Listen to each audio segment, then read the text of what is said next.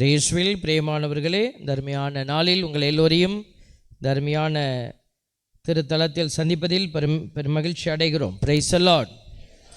பாருங்கள், இன்றைக்கி ஃபாதர் சொன்னது போல் சிறப்பான நாள். நிறைய கிரெடிட் இன்றைக்கி. செப்டம்பர் 8க்கு தயார் பண்ணுறோம் மாதாவுடைய பிறப்புக்கு. இன்றைக்கி மதர் தெரேசா அவங்க ஃபீஸ்ட்டு. அப்புறம் இன்றைக்கி என்னது, ஓணம். பாருங்கள், எல்லாத்துக்கும் ஸ்பெஷலாக ஏதாவது தரணும்ல. அதனால தான் இன்றைக்கி ரீடிங்கை கூட நான் மாற்றிக்கலை, அதே ரீடிங்கை வாசிட்டேன். ஏதாவது விசேஷம் அப்படின்னா அங்கே என்ன இருக்கணும்?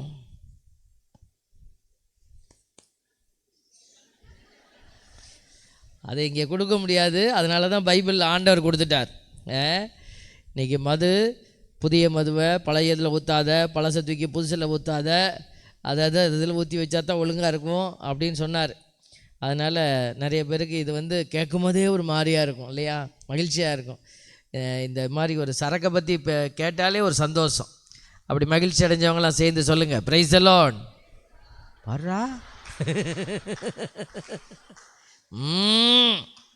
பரவாயில்லையே.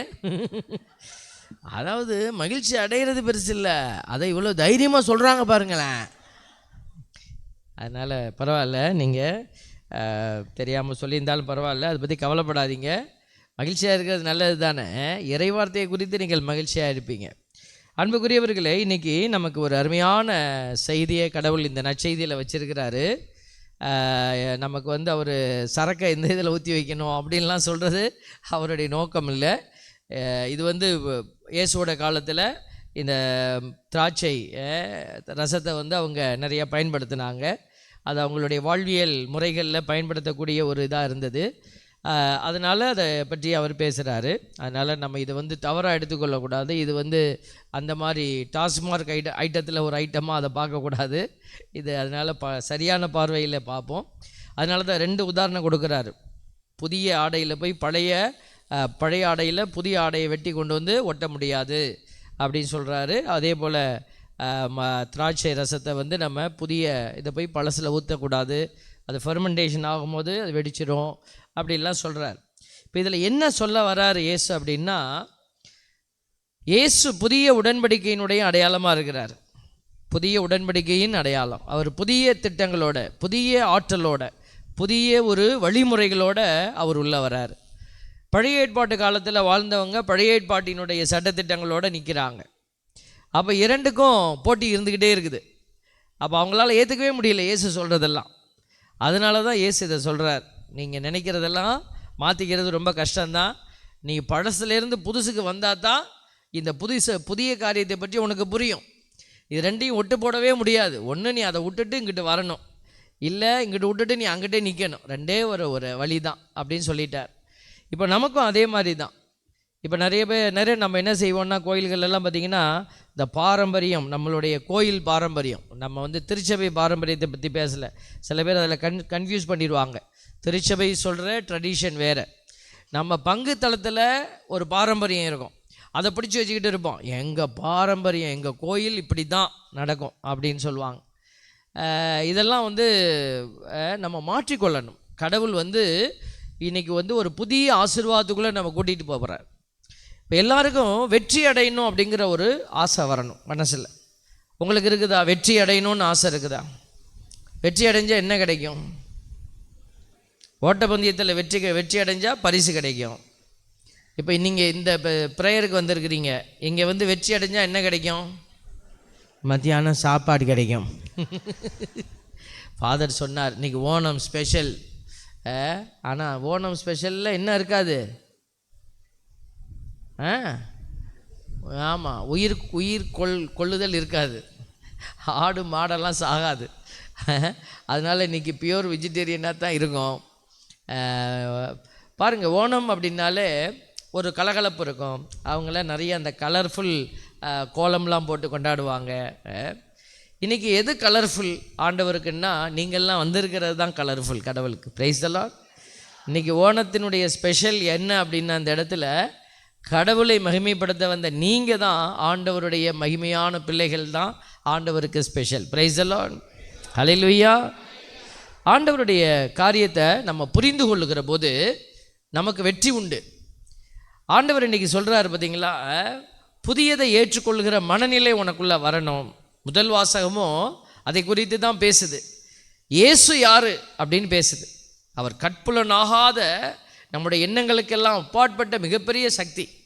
அதை புரிந்து கொள்வது தான் இன்றைக்கி காலத்தினுடைய தேவை. ஒவ்வொரு காலகட்டத்திற்கும் இயேசுவினுடைய அந்த அடிப்படை நிலையானது மாற்றப்பட்டு கொண்டே இருக்கிறது. இயேசு தன்னுடைய இயல்பை அந்த கால சூழலுக்கு ஏற்ப மாற்றி, பிரச்சனைகளுக்கு ஏற்ப மாற்றி நமக்கு கொடுத்துட்டே இருக்கிறார்.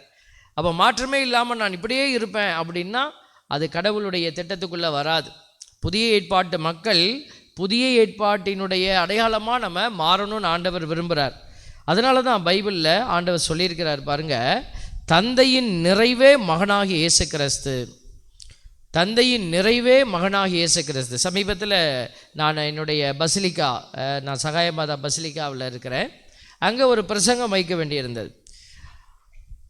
அனைத்து மாந்தர்களினுடைய மீட்பர் இயேசு அப்படின்னு சொல்லி. அப்போ எல்லாருக்கும் அவர் தான் மீட்பர், இயேசு தான் மீட்பர் அப்படின்னு சொல்லிட்டு நம்மளுடைய கத்தோலிக்க திருச்சபை வத்திக்கான் சங்கத்தில் ஒரு கொடுக்கப்பட்டிருக்கிற ஒரு காரியத்தை பற்றி நான் பேசினேன். அது ஒரு சகோதரருக்கு சற்று எத்தனை பேருக்கு இடையூறாக மாறியதுன்னு தெரியல. ஒரு சகோதரர் ரொம்ப வெளிப்படையாக என்னிடத்துல, நீங்கள் இப்படி பேசுனீங்க, அதை ஏற்றுக்கொள்ள எனக்கு கஷ்டமாக இருந்தது, ஏன்னா பைபிளில் வந்து இயேசு தான் எல்லாம் அப்படின்னு போட்டிருக்குது அப்படின்னு சொல்லி அவர் தன்னுடைய கருத்தை பதிவு செய்தார். நம்ம அதை பாராட்டுறோம், குறையாக பார்க்கல, அதை பாராட்டுறோம். கண்டிப்பாக நம்மளுடைய கிறிஸ்தவத்தினுடைய அடிப்படையிலிருந்து நான் இப்போ பேச போகிறது முழுமையான உண்மை. ஆனால் இந்த உலகத்தினுடைய எல்லா நிலைகளையும் பார்க்கிற பொழுது கடவுளுடைய திட்டம் இப்படி தான் இருக்கணும்னு நம்ம கடவுளுக்கு வரையறை வைக்கவே முடியாது. நம்முடைய மனித வரையறைக்கு அப்பாற்பட்டவர் ஆண்டவர். அவர் எப்படி செயல்படணும்னு அவருக்கு தெரியும். ஒரு பைபிளில் ஒரு கதை வருது இல்லைங்களா, ஒரு ஓமை சொல்லுவார் இல்லையா, காலையில் விடிய காலையில் ஒரு கூட்டம் வேலைக்கு போகுது, அதுக்கப்புறம் 9 மணிக்கு வெளியில் போய் 5 மணிக்கு ஒரு பார்க்குறாரு, 9 மணிக்கு பார்க்குறாரு, அங்கேயும் கொஞ்சம் பேர் வேலை இல்லாமல் நின்றுடா போங்க வேலை செய்யுங்க, அப்புறம் மத்தியானம் 3 மணிக்கு போகிறாரு, அப்புறம் ஈவினிங் 5 மணிக்கு போகிறாரு, கடைசியில் கூலி கொடுக்கும்போது எப்படி கொடுத்தாரு? இதை உலகத்தின் பிரகாரமாக பார்த்தோம்னா நமக்கு ரொம்ப கஷ்டமாக இருக்கும். என்னங்க அது, என்ன நியாயம்? காலையிலேருந்து வெயிலில் நின்று வேலை செஞ்சுருக்கிறாங்க, அவங்களுக்கும் சாயந்தரம் வந்து இப்படி இப்படி தூக்கி போட்டவனுக்கும் ஒரே சம்பளத்தை கொடுத்தா இது எப்படி? கண்டிப்பாக இதை ஏற்றுக்கவே முடியாது. உண்மை, நம்ம அந்த ஓமையை வாசிக்கும் போதே அது மேலே எழுதுது, விண்ணரசு பின்வரும் ஓமைக்கு ஒப்பாகும். பார்த்தீங்களா? அப்போது இந்த உலகத்தினுடைய ஜஸ்டிஸை அந்த இடத்துல பேசலை, விண்ணரசினுடைய நிலை எப்படி இருக்க போகிறது. அப்போ இதுதான் கடவுளுடைய திட்டம். அதனால் நான் பாரம்பரிய கிறிஸ்தவன், நான் சாமியார், அதனால் பின்னாடி வந்தவங்களாம் பின்னாடி தான் நிற்கணும் இல்லை. கடவுளுடைய திட்டத்துக்குள்ள எது எப்படி இருக்குங்கிறத நம்மளால் அறிந்து கொள்ள முடியாது. அதனால தான் we need to be open to the God's reality. இயேசுவை வந்து அன்று வாழ்ந்த சதுசேயர் பரிசேயர்களால் ஏற்றுக்கொள்ள முடியல. காரணம் என்னன்னா, அவர்கள் வந்து கடவுள் இப்படி தான் வேலை செய்யணும்னு ஃப்ரேம் போட்டு உட்கார்ந்துருந்தாங்க. அப்போ கடவுள் இப்படி தான் வேலை செய்யணும்னு நம்ம ஃப்ரேம் போட்டோம்னா நம்ம தப்பாக போயிடுவோம்.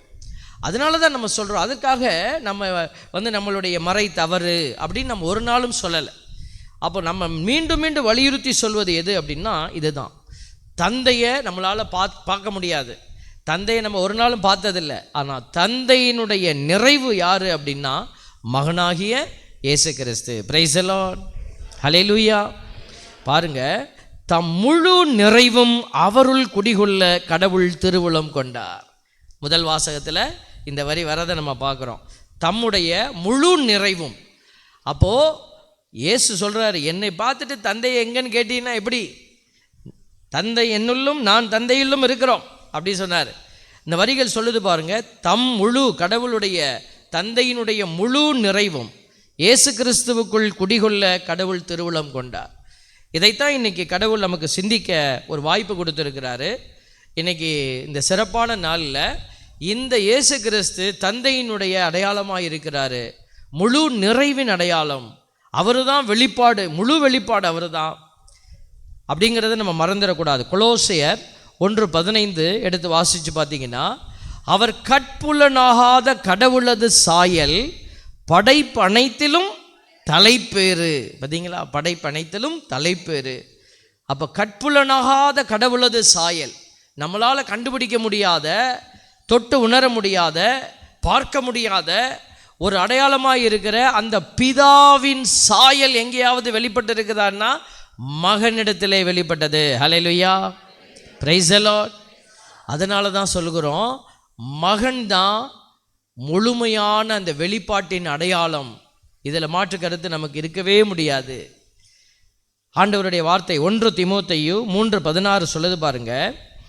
நமது சமயத்தின் மறை உண்மை, நம்மளுடைய கிறிஸ்தவ மதத்தினுடைய அந்த மறை உண்மை என்ன சொல்லுது பாருங்க, உயர்வானது என்பதில் ஐயமே இல்லை.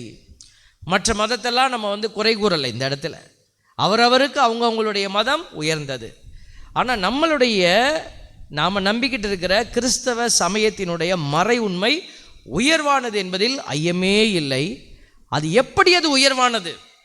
நம்ம பக்கம்தான் ஆர்கியூமெண்ட் வைக்க முடியும். அடுத்தவங்க பக்கம் அவர்களுடைய ஆர்கியூமெண்ட் அவங்க பக்கம் வைப்பாங்க. இது ஆர்கியூ பண்ணுறதுக்கான விஷயம் இல்லை, இது விசுவசிப்பதற்கான விஷயம். Price the Lord. ஆகவே இந்த செய்தியை எல்லாருக்கும் நம்ம கொடுக்குறோம். இந்த செய்தியை எல்லோரும் அலசி பார்த்து ஆராய்ந்து பார்த்து தன்னுடைய அறிவை பயன்படுத்தி அவரவர் புரிந்து கொள்ள வேண்டிய ஒரு கட்டாயத்தில் நம்ம இருக்கிறோம். சொல்லுது பாருங்க 1 தீமோத்தேயு 3:16 என்ன சொல்லுது? மானிடராய் அவர் வெளிப்படுத்தப்பட்டார். மானிடராய் வெளிப்படுத்தப்பட்டார், தூய ஆவியால் நேர்மையாளர் என மெய்ப்பிக்கப்பட்டார், வானதூதருக்கு தோன்றினார், பிரயணத்தாருக்கு பறைசாற்றப்பட்டார், உலகினரால் நம்பிக்கையோடு ஏற்க பெற்றார், மாட்சியோடு விண்ணேற்றமடைந்தார். Price the Lord. ஒரு சாராரால் அப்படின்னு போடல, உலகினரால் நம்பிக்கையோடு ஏற்றுக்கொள்ளப்படுகிறார், எல்லாவற்றிற்கும் மேலே மாட்சியோடு விண்ணேற்றமடைந்தார். ஆகவே தான் நம்ம சொல்லுகிறோம், இந்த உலகத்தினுடைய எல்லா நிலைகளையும் கடந்து சென்றவர் ஆண்டவராகிய இயேசு கிறிஸ்து. அதனால தான் இயேசு கிறிஸ்துவிடத்தில் தந்தையினுடைய முழு நிறைவு இருந்தது அப்படின்னு நம்ம சொல்கிறோம். அதே போல் நம்ம பார்க்குறோம் பாருங்கள், கொலோசியருக்கு எழுதப்பட்ட திருமுகம் 1:18-19-20 திருச்சபையாகிய உடலுக்கு தலையும் தொடக்கமும் அவரே, எல்லாவற்றுள்ளும் முதன்மை பெறுமாறு இறந்து உயிர்த்தெழுவோருள் அவர் தலைப்பேறு ஆனார், தம் முழு நிறைவும் அவருள் குடிகொள்ள கடவுள் திருவுளம் கொண்டார், சிலுவையில் இயேசு சிந்திய இரத்தத்தால் அமைதியை நிலைநாட்டவும் விண்ணிலுள்ளவை மண்ணிலுள்ளவை அனைத்தையும் அவர் வழி தம்மோடு ஒப்புரவாக்கவும் கடவுள் திருவுளம் கொண்டார். இந்த இயேசு கிறிஸ்து வழியாக தந்தை செயல்படுத்த திட்டமிட்ட அந்த காரியத்தை எல்லாம் நம்ம பார்க்கிறோம். பிரைஸ் தி லார்ட், ஹல்லேலூயா. இதெல்லாம் புரியுதா? புரிகிற மாதிரி இருக்குது சாமி, எங்கேயோ கேட்ட போல் இருக்குது. கொஞ்சம் கஷ்டமாக தான் இருக்கும். இது ஒரு பெரிய இறையியல், இது ஒரு ஆழமான இறையியலை நம்ம புரிந்து கொள்வது அவசியம். இதை ஏன் சாமி நம்ம புரிஞ்சுக்கணும்? இப்போ உங்களுக்கு ஏன் இது வேணும்? இது வேணுமா? இந்த மாதிரி இந்த செய்தி வேணுமா? இன்றைக்கி நிறைய பிரச்சனை எங்கே வருதுன்னா, இந்த இயேசு கிறிஸ்துவை ஏற்றுக்கொள்வதிலும் இயேசு கிறிஸ்துவை புரிந்து கொள்வதிலும் இயேசு கிறிஸ்துவை புரிந்து கொண்ட இயேசு கிறிஸ்துவை வெளிப்படுத்துவதிலும் பிரச்சனை வருது.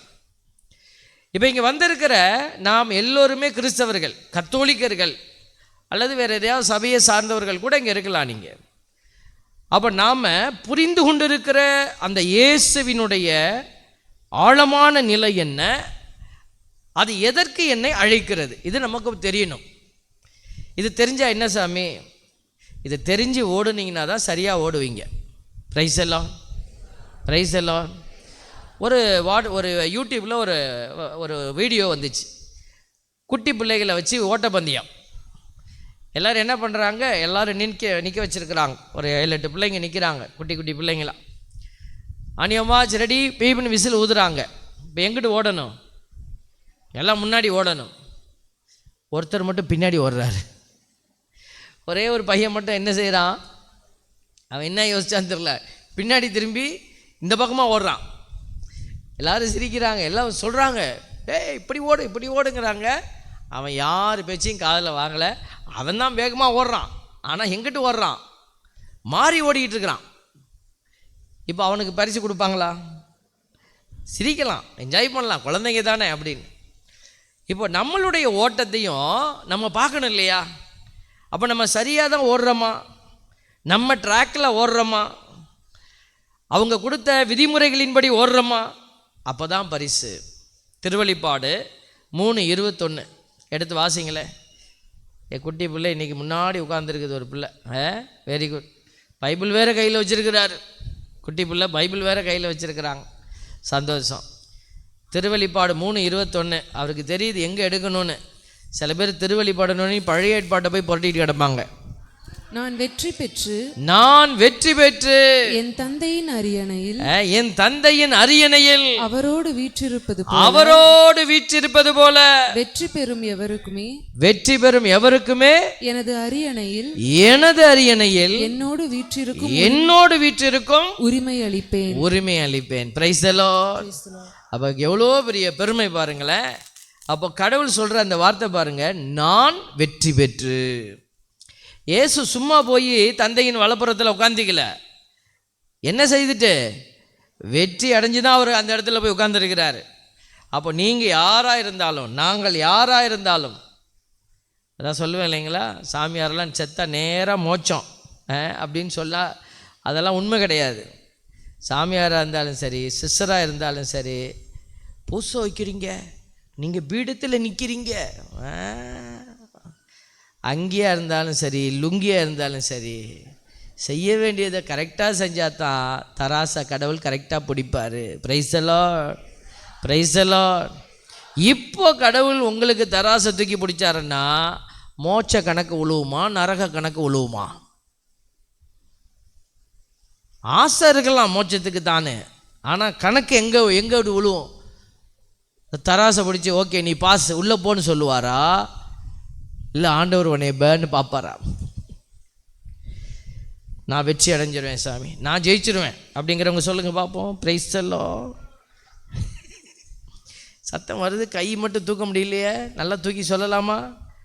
நான் ஜெயிச்சிருவேன் நம்புறவங்களாம் சொல்லுங்கள். Price the Lord. தைரியமாக சொல்லுங்கள் பிள்ளைகளை. இன்றைக்கி நீங்கள் இங்கே வந்திருக்கிறீங்க பாருங்கள், இதுக்கே ஆண்டவர் உனக்கு பாஸ் மார்க் போட்டுருவார். Praise the lord. சாப்பிட்டுட்டு போகணுன்னு வந்தாலும் பரவாயில்ல, பாஸ் மார்க் போட்டுருவார். Praise the lord. சாப்பாட்டோட பாஸ். Praise the lord. கண்டிப்பாக நீங்கள் சாப்பிட மட்டும் வந்திருக்க மாட்டீங்க, சாப்பாட்டுக்காகவா நம்ம வரப்போகிறோம் இல்லைங்களா?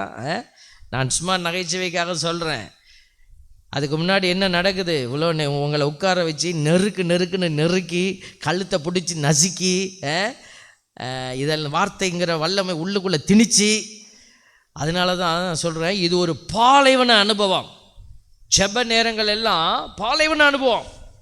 அது ரொம்ப மகிழ்ச்சியாக இருக்கிறவங்க நம்ம சொல்லிக்கலாம், ஆனால் உண்மையாக அது உடலுக்கு மகிழ்ச்சி அல்ல. அப்போ நீங்கள் இந்த இடுக்கமான வாயில் வழியை நுழைய உள்ள வந்தீங்க பார்த்தீங்களா, அங்கே தான் நான் உறுதியாக உங்களுக்கு சொல்லுகிறேன், ஆண்டவருடைய வெற்றியை நீங்கள் காண்பீர்கள். ஹல்லேலூயா. Praise the lord. ஆண்டவர் சொன்னார்ல, ஒரு பெரிய மறை வல்லுனர் வந்து எல்லாம் கேட்கும் போது அதை விட வல்லமையான வார்த்தை இதுதான், உன்னை அன்பு செய்வது போல அயலானை அன்பு செய்யணும், அவர் விளக்கம்லாம் கொடுத்தாரு. அப்போ அந்த மறை வல்லுனரை பார்த்து இயேசு என்ன சொன்னார்? நீ இறையாட்சிக்கு வெகு தொலைவில் இல்லை. அப்படின்னா என்ன அர்த்தம்? நீ பக்கத்தில் இருக்க, ஆனால் நீ உள்ளே வரல. Price the Lord. அதனால் நம்ம பைபிளை கரைச்சி குடிச்சிருந்த மறை வல்லுனருக்கே இந்த செய்தி தான், உள்ளே வரல நீ, இன்னும் நீ வெளியில் வந்துட்ட, பக்கத்தில் வந்துட்ட. அப்போ உள்ளே வர்றதுக்கு நீ ஏதோ ஒன்று செய்யணும். Price the Lord. இன்றைக்கி இங்கே வந்திருக்கிற நமக்கு அதான் செய்தி. கடவுள் என்ன எப்படி செயலாற்றுகிறார் என்பதை புரிந்து கொள்வது. ஒன்று குறிப்பீடு 28:9 தாவீது அரசர் சாலமன் வந்து பெரிய ஞானத்தில் சிறந்தவரெல்லாம் சொல்கிறோம். கண்டிப்பாக தாவீதுக்கு தெரிஞ்சிருக்கும் மகன் சாலமன் தான் பெரிய ஆள் அப்படின்ட்டு. அதனால தான் அரசாட்சியை தூக்கி அவர்கிட்ட கொடுத்துட்டு போனார். அப்போ பாருங்கள், அந்த சாலமனுக்கே ஒரு சொல்கிறார் பாருங்க, ஒன்று குறிப்பேடு 28:9, என் மகனை சாலமன், நீ என்ன செய்யணும்? உன் தந்தையின் கடவுளை அறிந்து, பார்த்தீங்களா, அறிந்து, நோ தை லார்ட்.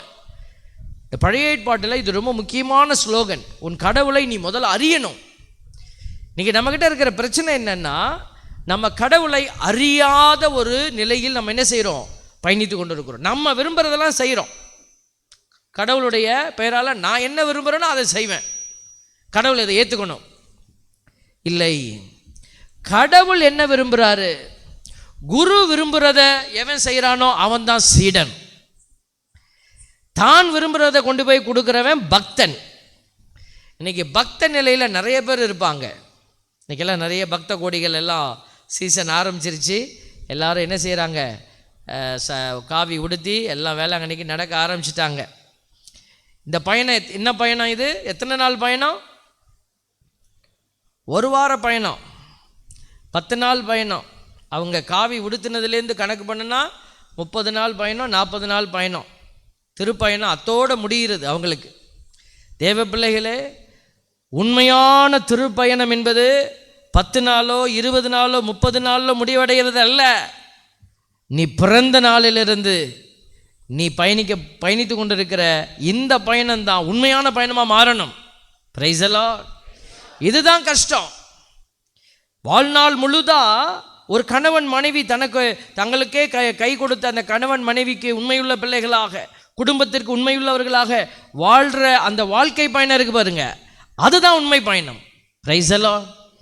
ஒரு குருவானவர் தனக்கு கொடுக்கப்பட்டிருக்கிற சிறப்பு அழைப்பை உணர்ந்து பயணிக்கணும். Price the Lord.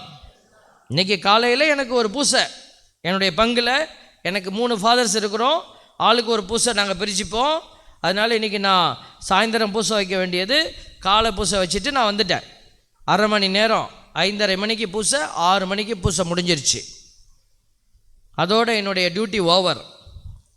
இதுக்கப்புறம் எனக்கு ஒரு வேலையும் கிடையாது. நான் ஆஃபீஸில் உட்காந்துக்கிட்டு வீல் சேரில் அப்படி சுற்றிக்கிட்டு வரவங்களெல்லாம் காட் பிளெஸ் யூ அப்படி சொல்லிகிட்டே இருக்கலாம். இங்கே வரணும் நிற்கணுன்ற எந்த அவசியமும் கிடையாது. ஆனால் இது கடவுள் எங்களை போன்ற பணியாளர்களுக்கு கொடுத்த சிறப்பு அழைப்பு.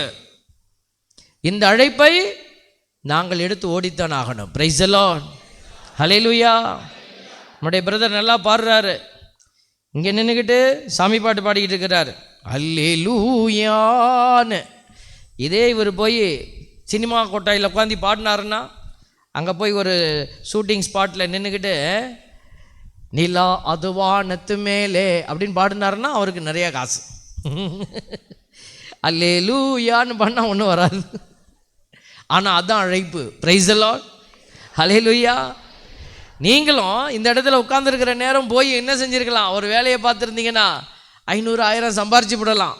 ஆனால் ஆண்டவர் பெயர் சொல்லி அழைக்கிறவர்கள் ஆண்டவருடைய குரலுக்கு செவி சாய்க்கணும். அதுதான் அழைப்பு. Praise the Lord. கடவுள் இந்த இடத்துக்கு உங்களை கூட்டிகிட்டு வந்ததுனால நீங்கள் மோட்சத்துக்கு போயிட போகிறதில்ல. கடவுளுடைய சத்தத்தை கேட்டு இந்த இடத்தை விட்டு நீங்கள் வெளியில் போய் ஆண்டவர் இங்கே என்ன சொன்னாரோ அதை செயல்படுத்த போகிறீங்க இல்லையா? அந்த செயல்பாட்டில் தான் நீங்கள் ஆண்டவருடைய சீடர்களாக உங்களை காட்ட போகிறீங்க. Price the Lord. இதைத்தான் ஆண்டவர் வெற்றி பயணம்னு சொல்கிறாரு. ஆண்டவருக்காக பயணிக்கிற அந்த பயணம் வெற்றி பயணமாக இருக்கணும். அதை தான் திருவெளிப்பாடு 3:21 சொல்லுது. வெற்றி பெற்ற எல்லோருக்குமே நான் என்ன தரப்போகிறேன்? ஏன் கூட ஏன் அரியணையில் நான் எப்படி வலப்புறம் அமர்ந்திருக்கிறேனோ அதே பாக்கியத்தை உனக்கு நான் தரப்போகிறேன். எவ்வளோ பெரிய பாக்கியம். கைத்தட்டி கடவுளுக்கு நன்றி செலுத்துங்க பாப்போம். நல்லா தட்டுங்க, அப்போ தான் ஆண்டவர் உங்களை உற்சாகமாக பார்ப்பார். தேங்க்யூ. பாருங்கள், சாமியார் சொல்கிறதெல்லாம் செஞ்ச ஆண்டவரே அப்படின்னு நீங்கள் போய் சொல்லுவீங்கல்ல. அந்த ஆள் கைத்தட்டுறவங்களாம் கைத்தட்டுனா, எந்திரின்னாங்க எந்திரிச்சோம், உட்காருன்னாங்க உட்காந்தோம். ஒரு குருவானவர் இந்த இடத்துலேருந்து சொல்லும் பொழுது குருவானவருடைய வார்த்தையாக அல்ல, யாருடைய வார்த்தையாக? கடவுளுடைய வார்த்தையாக நீங்கள் கீழ்ப்படிவதனால அந்த கடவுள் உங்களுக்கான பலனை கொடுப்பார். ஹல்லேலூயா. Praise the lord. ஆண்டவருடைய அந்த உயர்த்துதலுக்குள்ளே தான் நீங்கள் கடந்து வந்து கொண்டு இருக்கிறீங்க. கடவுளை உயர்த்தி ஆசீர்வாதத்தினுடைய கரங்களுக்குள்ளே உங்களை நீங்கள் கொடுத்து கொண்டே இருக்கிறீங்க. இயேசுவில் தேவனுடைய தந்தையினுடைய முழு நிறைவு குடிகொண்டது. அதனால தான் பிள்ளைகளை சொல்லுகிறோம், இதை நீங்கள் உணர்ந்து கொள்ள வேண்டும். ஏன் இயேசுன்னு நம்ம சொல்கிறோம்? இயேசு கிறிஸ்துவில தான் எல்லா நிறைவும் இருந்தது. பாருங்கள், கொலோசியர் 2:8-9 பார்க்கிறோம். போலி மெய்யியலாலும் நிறைய சித்தாந்தங்கள் வந்துருச்சு. இப்போ யூடியூப்பை திறந்தா எல்லாரும் பேசுகிறாங்க, எல்லாரும் நியாயம் பேசுகிறாங்க, எல்லாரும் மதத்தை பற்றி பேசுகிறாங்க. இப்போ நான் பேசுகிறதே எல்லாரும் குறை சொல்கிறாங்க. நிறைய பேர் நம்ம மாதாவை பற்றி நம்ம ஏதாவது சொன்னோம்னா அதை ஒருத்தன் எடுத்து போட்டுட்டான். போட்டு பாரு மீட்பு தர்றது இயேசு, இவன் மாதான்றான் பாரு அப்படின்னு நம்மளை தவறாக சித்தரிக்கிறாங்க. எல்லாம் நடந்துக்கிட்டு தான் இருக்கும். அப்போ எது சரி எது உண்மை பாருங்கள். போலி மெய்யியலாலும் வீணான ஏமாற்று பேச்சாலும் உங்களை யாரும் கவர்ந்து கொள்ள விடாதீர்கள். அவை கிறிஸ்துவை அல்ல, மனித மரபுகளையும் உலகின் பஞ்சபூதங்களையும் சார்ந்தவை. அவற்றை குறித்து கவனமாயிருங்கள். இன்னைக்கு அதை தான் நாங்கள் அடிக்கடி சொல்லிக்கிட்டே இருக்கிறோம். இன்னைக்கு வெற்று அடையாளத்தை எல்லாம் நம்ம பிள்ளைங்க உடம்புல தாங்கிக்கிறாங்க. படம் வரைஞ்சிக்கிறாங்க, டாட்டூஸ் போட்டுக்கிறாங்க, இங்கே எங்கேயும் காதில் கிதிலெல்லாம் குத்திக்கிறாங்க. ஒரு கணவர் ஒரு பையன் இப்படி குத்திட்டு வந்தான், ஒரு காதில் தோடு போட்டுட்டு வரான். நான் கேட்டேன், என்னப்பா ஏப்பா அது அப்படின்னு கேட்டேன். அவன் சொல்கிறான், எனக்கு பிடிக்கல இந்தா அப்படின்னு பொண்டாட்டியை காசு. ஏன்னா மனைவி விருப்பப்படுறாங்க. மனைவி இல்லை ஃபாதர் எல்லோரும் ஸ்டைலாக இருக்குது ஃபாதர், எல்லோரும் குத்திருக்காங்கோ. நான் சொன்னேன், அது குத்துறது எதுன்னு தெரியுமாம்மா, எதுக்கு அது குத்திக்கிறாங்கன்னு தெரியுமா அப்படின்னு. இல்லை எல்லோரும் குத்திக்கிறாங்கோ, அதனால என் புருஷனையும் குத்திக்கப்பா அப்படின்னேன். அவனுக்கு பிடிக்கல. நான் சொன்னேன், வெளிநாட்டிலலாம் இந்த ஹோமோசெக்சுவல்ஸ் ஓரினச்சரிக்கையாளர்கள், ஒரு ஆம்பளை கல்யாணம் பண்ணிக்கிறவங்க, பொம்பளையும் கல்யாணம் பண்ணிக்கிறேன், எப்படி அடையாளப்படுத்துவாங்க? நெத்தியில் எழுதிட்டு போவாங்களா? இந்த மாதிரி தான் அடையாளப்படுத்திப்பாங்க. வித்தியாசமான ஒரு அடையாளத்தை அவங்க காட்டுவாங்க. ஸோ இதெல்லாம் அவங்களுடைய ட்ரெண்டில் இருக்குது. அப்போ அதை பார்க்குற போது அவங்க என்ன பண்ணுவாங்க, ஓ நம்மால் இவர் அப்படின்ட்டு அவங்க அன்பை பரிமாறிப்பாங்க. நான் ஃப்ரீயாக இருக்கேன், நீ ஃப்ரீயாக இருக்கியா? Price the Lord. ஐயையோ, நம்ம வீட்லேயும் 2 குத்திக்கிட்டு இருக்குது பாருங்களேன். கேட்டா அந்தோனியார் கயிறு, ஆரோக்கியமாதா கயிறு. தயவு செய்து ஏமாற்று காரியத்துக்குள்ளே உள்ள பாருங்கள், அழகாக ஆண்டவர் எழுதி வச்சுக்கிறார். உலகின் பஞ்சபூதங்களை சார்ந்தவை. போய் நான் உங்கள் வீட்டில் ஆண்டவரை, இயேசு தான் என்னுடைய மீட்பர், இயேசு தான் தந்தையினுடைய முழு வெளிப்பாடுன்னு நம்புகிறவங்க அவர் கொடுத்த வார்த்தையை நம்புவாங்க. அதை ஏற்றுக்கொள்ளாதவங்க என்ன செய்வாங்க, உலக காரியத்துக்குள்ளே இருப்பாங்க. வீட்டில் ஒரு கல்யாணம், உடனே ஓடி போய் என்ன செய்வாங்க, ஃபாதர் ஒரு 10 நிமிஷம் இருங்க ஃபாதர் அப்படின்னு சொல்லி காலண்டரை திருப்பி பார்ப்பாங்க. ஃபாதர் 5லேருந்து 6 ராகு, 6லேருந்து 6:30 கேது, 6லேருந்து 7, 7லேருந்து 7:30 குளிகை, 7:30லேருந்து 8 குப்பை, 8க்கு மேலே நல்ல நேரம். நாசமாக போவோம் எல்லாருமே சேர்ந்து. ஏப்ப பிள்ளைகளே, கல்யாணம் 10 கல்யாணத்தில் 7 கல்யாணம் டைவர்ஸ் ஆகுது. இந்த 7 கல்யாணம்லாம் உத்து பார்த்தா எல்லா கல்யாணமும் நல்ல நேரத்தில் கட்டுன்னு சொல்லி எங்கள் உயிரை வாங்கினாங்க, கட்டி விட்டோம். இப்போ பார்த்தா வெட்டிக்கிட்டு நிற்கிது. ஒரு நல்ல நேரம் எங்கே? தேவ பிள்ளைகளே, அதிலெல்லாம் விஷயம் இல்லைன்னு சொல்லலை, அதில் இருக்குது. ஆனால் அது யார் உதவி செய்கிறா? அதுக்கெல்லாம் கடவுள் அல்ல. கடவுள் சொல்லியிருக்கிறார், உலகின் பஞ்சபூதங்களை சார்ந்தவை, அவற்றை குறித்து கவனமாயிரு. இன்றைக்கி பிள்ளைங்க பாருங்கள், இன்றைக்கி ஒத்த காலில் ஒரு கயிறு கட்டிக்கிட்டு வராங்க. எங்கேருந்து கண்டுபிடிச்சாங்க இதை? உங்கள் பிள்ளைங்க கட்டியிருக்கிறாங்க. கண்டிப்பாக என் பிள்ளை கட்டலை, பிள்ளையே இல்லை. அப்படி பார்க்குறீங்க. உங்கள் பிள்ளைங்க தான் எங்கள் பிள்ளைங்க. அதனால தான் நாங்கள் சொல்கிறோம், ஒரு பிள்ளை இப்படி வருதுன்னா, ஒரு குழந்தை பிள்ளை கட்டியிருக்குன்னா அதுக்கு தெரியாது, எங்கள் அம்மா கட்டி விட்டாங்க. அப்போ தாய் தந்தை பிசாசினுடைய சக்தியாக இருக்கிற போது இயேசுவை மறுதளித்த ஒரு கூட்டமாக இருக்கு. ஆனால் வீடெல்லாம் சாமி படம், வீட்டில் எல்லாம் இயேசு கிறிஸ்துவை சார்ந்த கிறிஸ்தவர் குடும்ப புஸ்தகம் வச்சுருக்கிறேன். வச்சுக்கோங்க, நீங்கள் எதுவும் இதெல்லாம் உன்னை ஜெயிக்க வைக்காது. அவனுடைய வார்த்தை சொல்லுது பாருங்க. நீ இதெல்லாம் கவர்ந்து நீ இப்படி இழுக்கப்பட்டுட்டீன்னா நீ ட்ராக் மாதிரி ஓடுறன்னு அர்த்தம். நாங்கள் நேராக பார்த்தா கூட சொல்ல மாட்டோம், பீடத்திலிருந்து தான் சொல்லுவோம். உங்களை சுற்றி நடக்கிற உங்கள் பிள்ளைகள், உன் பேர பிள்ளைகள், உன் பக்கத்து வீடு, உன் அன்பியத்தில் நீ கண்ணில் பார்க்கும்போது நீங்கள் சொல்லணும் உடனே, இது தவறு. இதுதான் சாட்சியப்படுத்துதல். நீங்கள் இயேசுவின் பிள்ளைகளாக இருந்தால் உங்களால் பேசாமல் இருக்க முடியாது. ஆண்டவர் சொல்கிறார் பாருங்க, இறைத்தன்மையின் முழு நிறைவும் உடலுருவில் கிறிஸ்துவுக்குள் குடிகொண்டிருக்கிறது. அப்போ உங்கள் உடல் கிறிஸ்துவினுடைய ஆலயமாக இருக்கிறது அப்படின்னு சொன்னால் அந்த இயேசு எங்கே தங்கி இருக்கிறார்? உங்கள் உடலுக்குள்ளே தங்கி இருக்கிறார். நற்கருணை எங்கே வராரு? சும்மா அப்படி வானத்தில் வந்துட்டு போல, கிறிஸ்துவின் திருவுடல்னு சாமியார் சொல்லி உங்கள் கையில் கொடுக்குறாரு. அந்த உடலை நீங்கள் வாங்கி என்ன செய்கிறீங்க? என்ன பண்ணுறீங்க? பத்திரமா வீட்டில் 10 சேர்த்து வச்சுருக்கிறேன் சாமி. ஒரு அம்மா தெரியாமல் ஒரு கிறிஸ்தவர் அல்லாதவர் ஒருத்தவங்க வாங்கிட்டாங்க, நன்மையை கொடுத்துட்டோம். அவங்க வாங்கிட்டு மெதுவாக போய் உட்காந்து மணி பர்ஸை திறந்து அந்த அம்மா கர்ச்சீப்புக்குள்ளே உள்ளே வைக்கிறாங்க.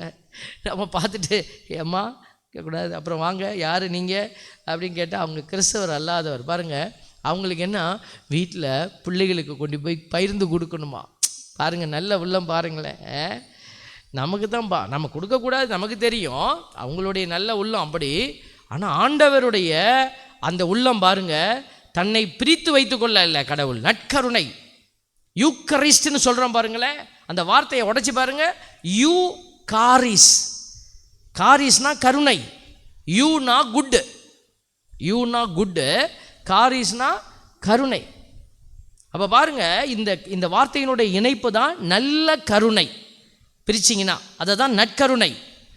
அப்போ நல்ல கருணைன்னு கடவுள் எப்படி கொடுத்தார்? அதை அவர் கடவுள் இறங்கி வந்து நமக்கு தன்னை முழுசாக கொடுத்தார். அப்போ அவர் நமக்குள்ளே வராரு அப்படின்னா, இந்த வார்த்தை இறைத்தன்மையின் முழு நிறைவும் உடல் உருவில் கிறிஸ்துவுக்குள் குடிகொண்டிருக்கிறது. அந்த கிறிஸ்து எனக்குள்ளே வராரு அப்படின்னா, எனக்குள்ளும் குடிகொண்டிருக்க வேண்டிய ஒரு அற்புதமான உணர்வு இயேசு கிறிஸ்துவின் மனநிலை. ஹல்லேலூயா, ஹல்லேலூயா.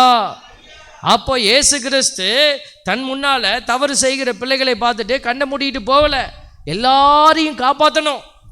அதுக்கு தான் வந்தார். பாருங்க, அவரோடு இணைந்திருப்பதால், வார்த்தை சொல்லுது பாருங்க, கொலோசியர் 2:10, அவரோடு இணைந்திருப்பதால் நீங்களும் நிறைவு பெறுகிறீர்கள். அப்படி நிறைவு பெற்றவங்க கடவுளுடைய வார்த்தையை வாங்கிட்டு நான் நன்மையை வாங்கிட்டேன்ப்பா, நான் மோட்சத்துக்கு போயிடுவேன் அப்படின்னு போக முடியாது.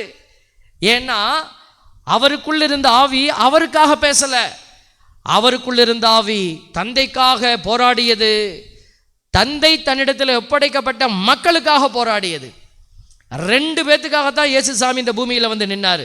தந்தையை மாட்சிப்படுத்தணும், இந்த மக்களை காப்பாற்றணும். அதான் தந்தையினுடைய விருப்பம். இது 2க்கு தான் நின்னார். இப்போ உங்களுக்குள்ள இந்த இயேசு கிறிஸ்துவினுடைய அடையாளம் இருந்தது அப்படின்னா, இந்த அடையாளத்தை கொண்டிருக்கிற பிள்ளைகள் இந்த 2 அடையாளத்தில் தான் நம்மளும் இருப்போம். தந்தைக்கு மாட்சி, தந்தை கொடுத்திருக்கிற திட்டத்தை செயல்படுத்துவது, இது 2ம் தான். பார்த்தீங்களா? ஆட்சியாளர், அதிகாரம் கொண்டோர் அனைவரும் அவருடைய கட்டுப்பாட்டுக்குள் உள்ளனர், யாரும் தப்பிக்க முடியாது.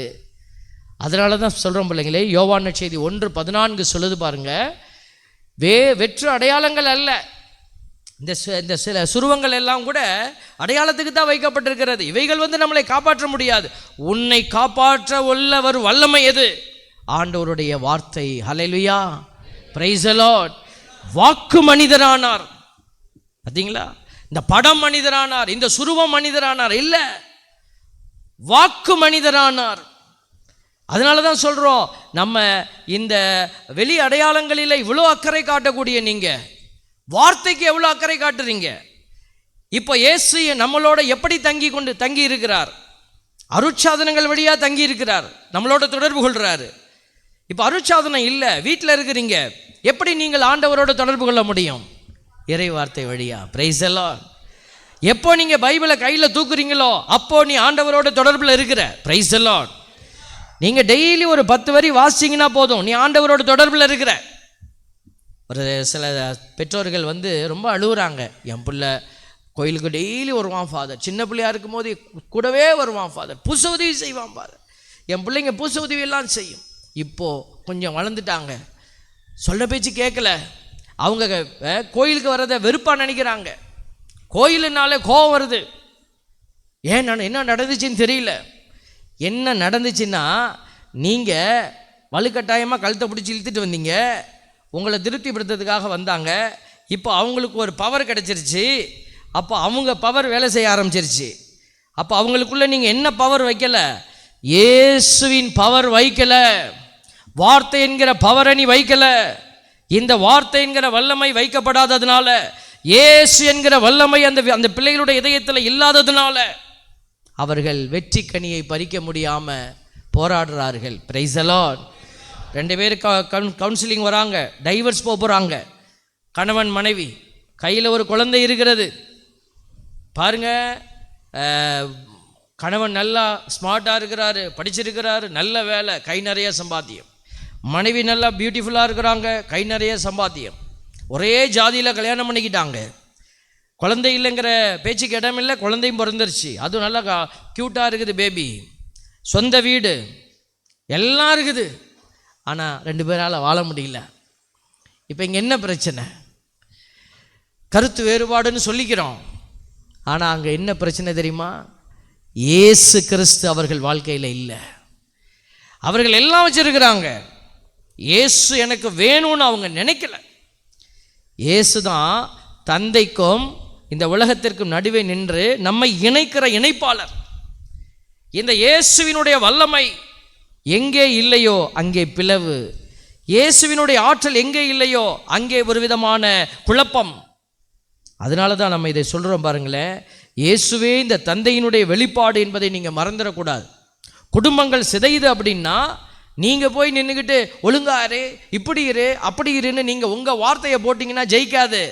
நீங்கள் போட வேண்டிய ஒரே ஒரு வார்த்தை, இயேசுவை அவர்களுடைய இதயத்தில் கொண்டு வைக்கணும், அவ்வளோதான். இயேசுவை வச்சுட்டா போதும். நீங்கள் யாராவது ஒருத்தட்ட வைங்க போதும். ஆண்டவர் அவர்கள் வழியாக அந்த இயேசு அந்த குடும்பத்துக்குள்ள அவர் இறையாட்சியை கட்டி எழுப்புவார். பாருங்க, கடவுளை யாரும் என்றுமே கண்டதில்லை. தந்தையின் நெஞ்சத்திற்கு நெருக்கமானவரும் கடவுள் தன்மை கொண்டவருமான ஒரே மகனே அவரை வெளிப்படுத்தியுள்ளார். யோவான் 1:18 சொல்லப்பட்டிருக்கிறது. தந்தையோட நெஞ்சத்திற்கு நெருக்கமானவர் இயேசு கிறிஸ்து. அந்த நெருக்கமானவர் நம்மளோட நெருக்கமாக இருக்க ஆசைப்பட்டாரு. அதுக்கு தான் நற்கருணையை விட்டுட்டு போனார், இறைவார்த்தையை விட்டுட்டு போனார். இந்த இரண்டையும் நீங்கள் எடுத்து வைக்கிற பொழுது நீங்கள் ஆண்டவருடைய அந்த அன்புக்குள்ளே நிற்பீங்க. என் அன்பு பிள்ளைகளே, இயேசு கிறிஸ்து இந்த அடையாளத்தை நம்மிடத்தில் கொடுத்துட்டே இருக்கிறாரு. நிறைய சொல்லலாம். இயேசு எப்படியெல்லாம் தந்தையோடு இணைந்திருக்கிறார் என்பதற்கு பைபிளிலிருந்து நிறைய உதாரணங்கள் உண்டு. இப்போது நீங்கள் அந்த இயேசுவின் சாட்சியாக மாறணும். அப்போ தான் இயேசு கிறிஸ்துவினுடைய பிரசன்னம் உங்களுக்குள்ளே நிலைத்திருக்க முடியும். நம்ம எல்லாருமே கிறிஸ்தவர்கள், நம்ம எல்லாருமே இன்றைக்கி இங்கே வந்திருக்கிறோம். இப்போ சவால் உங்கள் கையில் கொடுக்கப்படுது. எத்தனை பேர் இயேசுவை உங்கள் இதயத்தில் தாங்கி எடுத்து செல்ல போகிறீங்க? அல்லது இப்படி கேட்கலாம், இயேசுவை எத்தனை பேர் இயேசுவாக மாற போகிறீங்க? இயேசு உங்கள் கிட்ட தான், உங்கள் வழியாக தான் செயல்பட போகிறாரு. அப்போ கேட்குறாரு, எனக்காக யார் போவா? இதுதான் இயேசுவினுடைய அந்த நிலையை சார்ந்திருப்பது. ஏன் நாம் இயேசுவை சார்ந்திருக்க வேண்டும்? பாருங்க, யோவான் 1:16 சொல்லுது பாருங்க, அருளிலும் சத்தியத்திலும் நிறைவு அவருடைய பிரசன்னம். இவரது நிறைவிலிருந்து நாம் யாவரும் நிறைவாக அருள் பெற்றுள்ளோம். அப்போ நீங்கள் என்ன செய்யணும்னா, அவருடைய அருளை பெற்றுட்டு அந்த அருளை எடுத்துக்கிட்டு போகணும். அந்த அருளை தான் நீ கொடுக்கணும். இதுதான் கடவுள் நம்மக்கிட்ட கேட்குறார். இதுதான் ஓட்டம். கோயிலுக்கு வந்துட்டு உட்காந்துட்டு பைபிளை நான் பார்த்து நல்லா கேட்டுட்டேன், ஆல்பர்ட் சாமி சொன்னதை கேட்கணுன்னே வந்தேன். ஆல்பர்ட் சொன்னாலும் அதே செய்தி தான், ஆரோக்கியசாமி சொன்னாலும் அதே செய்தி தான், வர்கீஸ் ஃபாதர் சொன்னாலும் அதே செய்தி தான், லிஜோ ஃபாதர் சொன்னாலும் அதே செய்தி தான், திரும்பியும் பவுலடியார் இறங்கி வந்து சொன்னாலும் அதே செய்தி தான். Price the Lord. இப்போ செய்தி ஒன்று தான், செயல் தான் வேறுபடுது. அவரவருக்கு கொடுக்கப்பட்டிருக்கிற தலங்கள் வேற வேற. இந்த தலத்தில் நீங்கள் யாரை வெளிப்படுத்த போறீங்க? இயேசுவின் நிறைவிலிருந்து நாம் யாவரும் நிறைவாக அருளை பெற்றுள்ளோம். பாருங்க, யோவான் 17:22 சொல்லுது, நாம் ஒன்றாயிருப்பது போல அவர்களும் ஒன்றாயிருக்குமாறு நீர் எனக்கு அருளிய மாட்சியை நான் அவர்களுக்கு அளித்தேன். அப்பனா எதுக்கு கடவுள் மாட்சியை கொடுத்துருக்கிறாரு? செயல்படுங்கப்பா, அதுக்கு தான் உனக்கு இந்த மாட்சி நான் கொடுத்துருக்கிறேன். எத்தனை பேருக்கு தெரியும் கடவுள் கொடுத்துருக்கிற ஆசீர்வாதம் எப்படிப்பட்டதுன்னு? திருமுழுக்கு வாங்கியிருக்கீங்களா? திருமுழுக்கு பெற்றீங்களா? Praise the lord, praise the lord. கொஞ்சம் பேர் தலையாடிட்டே இருக்கிறாங்க, நான் எல்லாம் வாங்கிட்டேன் சார், எல்லாம் வாங்கியாச்சு. திருமுழுக்கு வாங்கினவங்கெல்லாம் கை வத்தி சொல்லுங்க, ஹல்லேலூயா. கை கீழே போடுங்க. இன்னும் நான் வாங்கலை சாமி அப்படிங்கிறவங்க மட்டும் சொல்லுங்க, ஹல்லேலூயா. கொஞ்சம் பேர் வாங்கலை, உடனடியாக பங்கு சாமியாரை போய் பாருங்கள். அப்போ இந்த திருமுழுக்கில் நமக்கு கிடைச்ச ஒரு மிகப்பெரிய ஆசீர்வாதம் என்னது? குருத்துவ அபிஷேகம். இயேசு கிறிஸ்து என்னத்தை கொடுத்தாருன்னு கேட்குறீங்களே? குருத்துவ அபிஷேகத்தை எல்லாருக்கும் கொடுத்துருக்கிறார். நீங்கள் எங்களை மட்டும் காட்டிக்கிட்டு ஏமாந்து போயிடாதீங்க. எல்லாருக்குமே திருமுழுக்கில் என்ன அபிஷேகம் கொடுக்கப்பட்டது? குருத்துவ அபிஷேகம். இப்போ நான் கேட்பேன், நிறைய இடத்துல கேட்பேன், இங்கே எத்தனை பேர் குருவாக இருக்கிறீங்கன்னா எல்லாரும் கையை அப்படியே வச்சுன்னே இருப்பாங்க. திருமுழுக்கு பெற்ற எல்லோருமே இயேசு கிறிஸ்துவின் குருத்துவத்தில் பங்கெடுக்கிறோம். புரிஞ்சுதுங்களா? ஏன் ஒரு கோயிலில் ஒரு கிறிஸ்தவர் அல்லாதவருக்கு நற்கருணை நம்ம கொடுக்கறது இல்லை? பெரிய பாவி அவங்க, அதனாலயா? இல்லை, அவர்கள் இயேசுவின் குருத்துவத்தில் பங்கெடுக்கல, திருமுழுக்கு பெறலை அவங்க, அவ்வளோதான். நீங்கள் இயேசுவின் குருத்துவத்தில் பங்கெடுத்ததுனால தான் உங்களுக்கு நற்கருணையை கொடுக்குறோம். அப்போ நற்கருணையை பெற்றுக்கொண்ட பிள்ளைகள் இயேசு கிறிஸ்துவினுடைய அருளை பகிர்ந்து கொடுக்கிற சாட்சிகளாக மாறணும். ஆண்டவர் சொல்கிறார் பாருங்க, எப்படி இயேசுவை சார்ந்திருப்பது? அருளை அவர் கொடுத்துட்டாரு. எப்படி நான் அவரோடு சார்ந்திருப்பது அப்படின்னா, சிலுவையிலும் உயிர்த்தெழுதலிலும் வெளிப்படுகிறது அந்த நிறைவு. இந்த சிலுவையில் நீங்கள் பயணிக்க கற்றுக்கொள்ளணும். இந்த உயிர்த்தெழுதலின் பிள்ளைகளாக நீங்கள் பயணிக்கணும். பிலிப்பியர் 2:4 சொல்லுது பாருங்க. பிலிப்பியருக்கு எழுதப்பட்ட திருமுகம் 2வது அதிகாரம் 4, 5, 6 இறைவசனங்களை பாருங்க. நீங்கள் யாவரும் உங்களை சார்ந்தவற்றில் அல்ல, பிறரை சார்ந்தவற்றிலேயே அக்கறை கொள்ள வேண்டும். Price the lord, praise the Lord. இது முதல்ல எங்கே ஆரம்பிக்கணும்? வீட்டில் ஆரம்பிக்கணும். பிள்ளைகளுக்கு அக்கறை கொள்ள சொல்லி கொடுக்கணும். இன்றைக்கி நிறைய பெற்றோர்கள் பிள்ளைகளை அறிவில் வளர்க்குறாங்க, ஆனால் உறவில் வளர்க்குறதில்ல. தாத்தா பாட்டிக்கிட்ட அனுப்புறதில்ல. கோயில் முடிஞ்ச உடனே வண்டியில் ஏறுன்னு நேராக கொண்டு வந்து வீட்டில் தள்ளிடுறது. பாருங்கள், இன்றைக்கி பெரியவங்க கிட்ட ஆசீர்வாதம் வாங்குறது, போய் முட்டி போட்டு போய் தாத்தாட்ட போய் ஆசீர்வாதம் வாங்கிட்டு வா போ சொல்லணும். உங்களுக்கு 1008 காழ்ப்புணர்ச்சி இருக்கலாம், சண்டைகள் இருக்கலாம். கோயிலில் நீங்கள் பகிர்ந்து கொள்ளுகிற நேரம், ஆலயத்திற்கு போகிறோம், நற்கருணைங்கிற பெரிய அதிசயத்தை வாங்கிட்டு கருணையே இல்லாமல் நீங்கள் ஓடி போகிறீங்களே, அடுத்தவங்க என்ன கஷ்டத்தில் இருக்கிறாங்க எட்டி கூட பார்க்காம, ஒரு 5 பேர்கிட்ட கூட நம்ம 5 நிமிஷம் பேசுகிறது இல்லையே. இதெல்லாம் என்ன சட்டம் போட்டால் நம்ம வைக்க முடியுமா? இப்போ பாருங்கள், சேரிட்டி பிகின்ஸ் அட் ஹோம்னு சொல்லுவாங்க. பிள்ளைகளுக்கு அடுத்தவர்களை அன்பு செய்ய கற்றுக் கொடுங்கள். வீட்டில் வேலை செய்ய கற்றுக் கொடுங்க.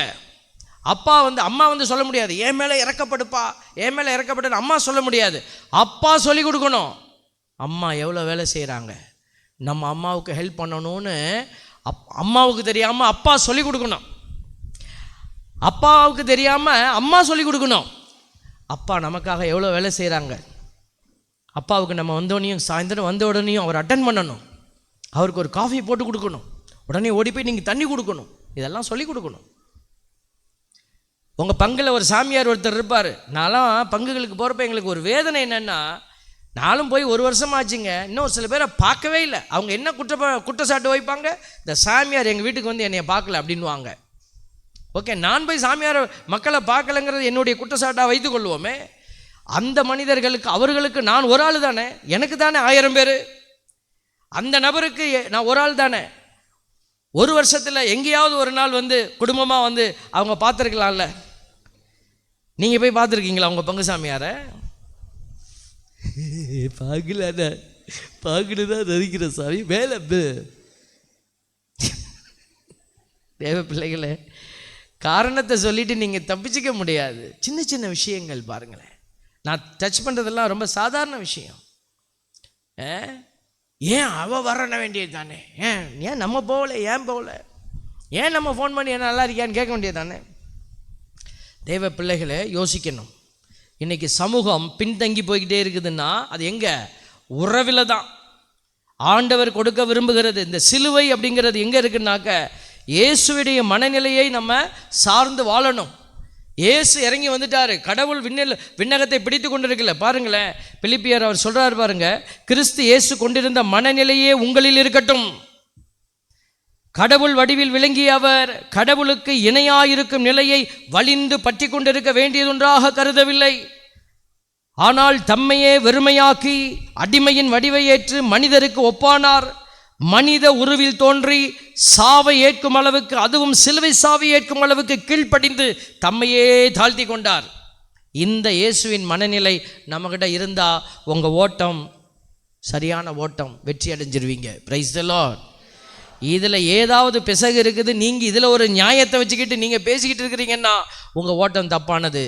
நீங்களும் தப்பாக ஓடி உங்கள் பிள்ளைகளையும் தப்பாக ஓட வச்சு குடும்பமாக போய் நரகத்தில் விழ போகிறோம். அதனால தான் ஆண்டவர் இன்றைக்கு எச்சரிக்கிறார். இன்றைக்கி முழு நிறைவும், தந்தையினுடைய முழு நிறைவும் இயேசுவிடத்தில் வெளிப்பட்டது. இன்றைக்கி இயேசுவினுடைய நிறைவு யாரிடத்தில் இருக்கிறது? என்கிட்ட இருக்குது, உங்ககிட்ட இருக்குது. என்னிடமிருந்து இயேசுவினுடைய நிறைவு வெளிப்படலை அப்படின்னா நான் ஓட்டத்தை சரி செய்யணும். உங்களிடமிருந்து இயேசுவினுடைய அந்த முழு நிறைவு மற்றவங்களுக்கு வெளிப்படலைன்னா நீங்கள் உங்களை சரி செய்து கொள்ள வேண்டும். அவங்க ஒழுங்காக இருந்தால் நான் ஒழுங்காக இருப்பேன். No, your game is invalid. நீங்கள் சரியான கேம் விளையாடலை. ஆண்டவர் விரும்புகிற விளையாட்டு இது இல்லை. நீ உன் காணிக்கையை கொண்டுட்டு வர, உன் சகோதரனுக்கு உன் மீது வருத்தம் இருப்பதாக நீ உணர்ந்தால், நம்ம நினச்சிக்கிட்டு இருப்போம் இல்லையா, அவனுக்கு தான் அடைச்சி போயிருக்கு, எனக்கு ஒன்றும் இல்லை. ரொம்ப தெளிவாக ஆண்டவர் சொல்கிறாரு, உனக்கு உன் சகோதரனுக்கு உன் மீது வருத்தம் இருப்பதாக நீ உணர்ந்தினா நீ உன் காணிக்கையை வச்சுட்டு நீ போ. அவன் தானே வரணும், அதானே லாஜிக்கு. அவன் தான் முகத்தை திருப்பிட்டு போயிருக்கான், சண்டை போட்டுட்டு போயிருக்கான், அப்போ அவன் தான் வரணும். இல்லை, நல்லவன்னு சொல்லிக்கிட்டு இருக்கிறிய நீ கிறிஸ்துவின் முகத்தை வச்சிருக்கிறிய, நீ தான் போகணும். ஏன்னா நான் தான் அதை மாதிரி வந்தேன் அப்படிங்கிறார். தேவ பிள்ளைகளே, இந்த லாஜிக்கெல்லாம் நீங்கள் தப்பிக்கவே முடியாது. நம்ம ஆண்டவருக்கு முன்னாடி நிற்க போகிறோம். திருவெளிப்பாடு 3:21 மீண்டுமாய் மனசில் எடுத்து வைப்போம். நான் வெற்றி பெற்று, இயேசு எப்படி வெற்றி பெற்றார்? இப்படி தான் வெற்றி பெற்றார். அடிமை நிலைக்கு தன்னை கொண்டுட்டு போய் தான் வெற்றி பெற்றார். அதனால் இந்த உலகத்தில் நீங்கள் ஒருவேளை தாழ்ந்து போகலாம், அவமானப்படலாம் மனுஷங்க மத்தியில். டோன்ட் வரி, நீங்கள் ஆண்டவருடைய இல்லத்திலே கட்டப்பட்ட பிள்ளைகளாக இருக்கிறீங்க. விண்ணுலகத்தில் உங்கள் பெயர் பதிவு செய்யப்படுகிறது. இந்த உலகத்தில் நீ சுமக்கக்கூடிய ஒவ்வொரு சிலுவையும் ஆண்டவருடைய விண்ணகத்தில் உன்னுடைய பெயரை எழுதி வைக்கப்பட்டு கொண்டு இருக்கிறது. ஆண்டவர் அவருடைய அரியணையில் உனக்கு ஒரு இடத்தை அவர் தயார் செய்து கொண்டு இருக்கிறார். அந்த ஒரு எதிர்நோக்கு தான் நமக்கு கொடுக்கப்பட்டு இருக்கிறது. பிள்ளைகளை, என் அன்பு பிள்ளைகள், இதை உணர்ந்து நம்ம பயணிக்கணும். இயேசு தான் தந்தையினுடைய முழு நிறைவு. அந்த இயேசு தன்னுடைய நிறைவை இப்போ எங்கே வச்சிருக்கிறாரு? உங்ககிட்ட கொடுத்துட்டு, என்கிட்ட கொடுத்துட்டு அவர் பார்த்துக்கிட்டு இருக்கிறாரு. அப்போ இயேசுவினுடைய நிறைவு என்னிடமிருந்து வெளிப்பட்டால் மட்டுமே நான் இருக்கிற இடத்துல இயேசுவினுடைய இறையாட்சியின் தளம் அமைக்கப்படும். இயேசு மகிமை அடைவார். இயேசு வழியாய் தந்தை மாட்சி அடைவார். தந்தை எங்கே மாட்சி அடைகிறாரோ, தந்தை யாரால் மாட்சி அடைகிறாரோ அவர்களையும் தந்தை மாட்சிப்படுத்துவார். Price the lord. ஹல்லேலூயா. எல்லாம் எந்திரிச்சு நிற்போமா? எல்லாம் எந்திரிச்சு நிற்போமா? ஆண்டவருடைய பிரசன்னத்தில் நம்ம ஒப்பு கொடுப்போம். இதை ஒரு விசை ஆண்டவர்கிட்ட கரங்களில் ஒப்பு கொடுக்குறோம். தகப்பனே, இதோ கண்களை மூடுவோமா? எல்லாரும் பிரதர் ஒப்பு கொடுத்து ஒரு பாடலை பாடுவார். அந்த பாடலின் போது நீங்கள் உங்களை ஒப்பு கொடுங்க. இதுவரைக்கும் நாம் இந்த அடையாளத்தில் இல்லை அப்படின்னா பரவாயில்ல, இப்பொழுதாவது ஓட்டத்தை புதுப்பித்துக் கொள்வோம். நிக்கோதேம் பெரிய பரிசேயர், ஆண்டவர்கிட்ட வந்தபோது அவர்கிட்ட ஆண்டவர் சொன்னார், நீ மறுபடி பிறக்கணுமா அப்படி சொன்னார். நீராலும் தூயாவியாலும் நீ பிறக்கணும். நீங்கள் நீரால் பிறந்துட்டீங்க. இந்த தூய ஆவியால் பிறப்பது என்பது இதுதான். ஆண்டவரை சாட்சியாக ஏற்றுக்கொண்டது மட்டும் இல்லை, ஆண்டவருக்கு சாட்சியாக நாமே மாறுவது, நீயே இயேசுவாய் மாறுவது. ஒப்பு கொடுப்போமா? பரிசுத்த வல்லமை என்னை தொடட்டும் ஆண்டவரே. ஆவியானவரே, இந்த அபிஷேகமான வேலையில் என்னை நிரப்புங்கப்பா. இந்த இரக்கத்திற்குள்ளே நான் பயணிக்கணும் தகப்பனே. இதோ நான் வெறுமையான பயணத்தை மேற்கொள்ள அல்ல, உலக பஞ்சபூதங்கள் கொடுக்கிற அடையாளத்தின்படி வாழ அல்ல, மனிதர்கள் கொடுக்கிற மெய்யியலையும் இறையியலையும் சார்ந்து வாழ அல்ல, நீர் கொடுக்கிற வார்த்தையை சார்ந்து வாழ வந்திருக்கிறேன். ஒப்பு கொடுத்து செபிப்போமா? எல்லோரும் ஒப்பு கொடுப்போம். இயேசுவே, நான் வெறும் களிமண் தானே ஐயா, உன் கையால் என்னை வனைந்திடுமே. நான் வெறும் களிமண் தானே ஐயா, உன் கையால் என்னை வளைந்திடுமே. அகங்காரம் போக்கி அகம் சுத்தமாக்கி, அகங்காரம் போக்கி அகம் சுத்தமாக்கி, அன்பு மகனாக்கும் இயேசு தேவா, அன்பு மகளாக்கும் இயேசு தேவா. தெய்வமே நான் ஒன்றுமில்லை, எனக்கென்று ஒன்றுமில்லை. தெய்வமே நான் ஒன்றுமில்லை, எனக்கென்று ஒன்றுமில்லை. உடைய கரங்களை உரைத்து ஆண்டவரிடத்தில் இந்த பலி பொருள்களை எல்லாம் ஒப்பு கொடுக்க போகிறோம். உங்கள் இதயத்திலே தாங்கி வந்திருக்கிற உங்களுடைய உள்ளார்ந்த இயல்பு, பாவ இயல்பு, நன்மை செய்ய முடியாத சுயநலத்தினுடைய இயல்பு, கடவுளை முழுமையாய் அறிய முடியாத இயல்பு எல்லாத்தையும் ஒப்பு கொடுங்க. உடைய பலவீனம் என்னென்ன ஆண்டவரை தவிர உங்களுக்கு தெரியும். அது இதோ ஆண்டவர்கிட்ட ஒப்பு கொடுங்க. இது உங்க வீட்டுக்குள்ள இருக்கிற பிரச்சனைகள், சமாதானம் இல்லாத நிலைகள், நன்மை செய்ய விரும்பாத மனநிலை ஒப்பு கொடுங்க. குடும்பத்தில் நோய் நொடிகள், வேதனைகள் ஏதாவது இருந்தா ஒப்பு கொடுங்க.